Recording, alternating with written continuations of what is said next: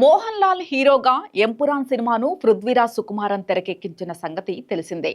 ఎంపురాన్ చిత్రం మార్చి 27న థియేటర్లోకి వచ్చింది. అయితే ఎర్లీ మార్నింగ్ షోలు బుకింగ్స్తోనే ఈ చిత్రం రికార్డులు క్రియేట్ చేసిందని తెలుస్తోంది. ఇప్పటికే బుక్ మై షోలో 300K రేంజ్లో టికెట్లు తెగాయి.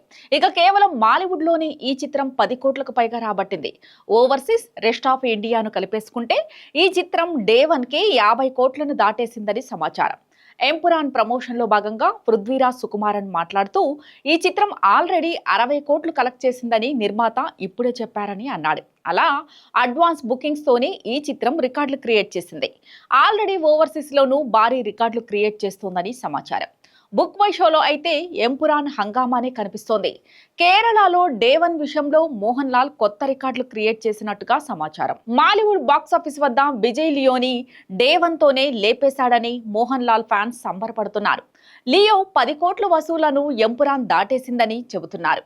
ఈ లెక్కన కేవలం మాలీవుడ్లోనే ఈ చిత్రం 15 కోట్ల వరకు రాబట్టినట్టుగా తెలుస్తోంది. ఇక తెలుగు, తమిళం, ఓవర్సీస్ నుంచి కలిపి 50 కోట్లకు పైగానే రాబట్టేలా ఉందని అంటున్నారు. అసలు ఈ రేంజ్ కలెక్షన్లు మొదటి రోజే రావడం అంటే మాలీవుడ్లో ఇండస్ట్రీ రికార్డ్ అని చెప్పుకోవచ్చు. ఇక ఎంపురాన్కి ఆల్రెడీ సోషల్ మీడియాలో పాజిటివ్ టాక్ వచ్చేసింది. ఒకవేళ సినిమాకి బ్లాక్ బస్టర్ అని మౌత్ టాక్ వస్తే ఈ కలెక్షన్ మరింత పెరిగే ఛాన్స్ ఉంది. దొరికిన లాంగ్ వీకెండ్ను మోహన్ లాల్ బాగానే వాడుకునే అవకాశం ఉంది.